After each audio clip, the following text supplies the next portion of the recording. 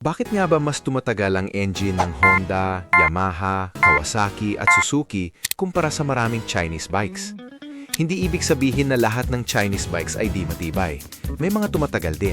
Pero sa pangkalahatan, mas kilala talaga ang Big Four pagdating sa engine durability. Isa pa sa dahilan kung bakit mas matibay ang Big Four ay dahil mas matagal na silang gumagawa ng engine. Mas malaki ang budget nila sa research and development at hindi lang tipid ang iniisip nila.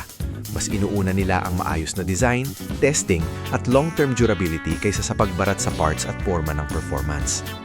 Isa sa pinakamalaking dahilan nito ay mas maayos ang pagkakadesenyo ng makina. Hindi lang sila basta gumagawa ng motor para umandar. May sarili silang engine technologies at years of refinement.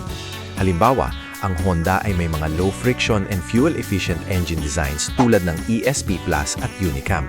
Ang Yamaha ay may Blue Core at Diacetyl cylinder. Ang Suzuki ay may SEP technology na nakafocus sa reduced friction loss. Ibig sabihin, hindi lang lakas ang iniisip nila. Iniisip din nila ang init, friction at fuel efficiency.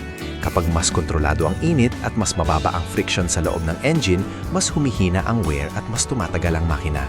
Yan mismo ang direksyon ng mga engine concept nila. Isa pang dahilan, mas refined ang quality at mas matagal nilang pinapakinis ang designs nila.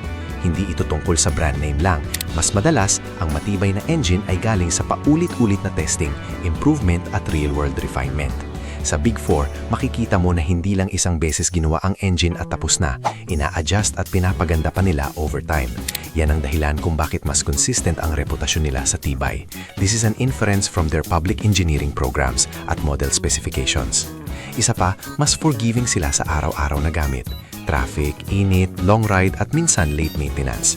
Hindi ibig sabihin na dapat pabayaan ang motor, pero mas may margin ang maraming Japanese bikes para kayanin ang ordinaryong abuso ng totoong buhay.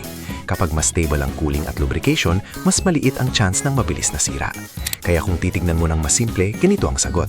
Mas tumatagal ang engine ng Big Four dahil mas maayos ang design, mas kontrolado ang init, mas mababa ang friction, at mas refined ang development nila. Sa madaling salita, hindi lang sila basta gumagawa ng motor, pinipino nila ito ng matagal. At dito pumapasok ang engine design. May sarili silang design ang ginagawa nila, hindi lang basta kopya o shortcut engineering.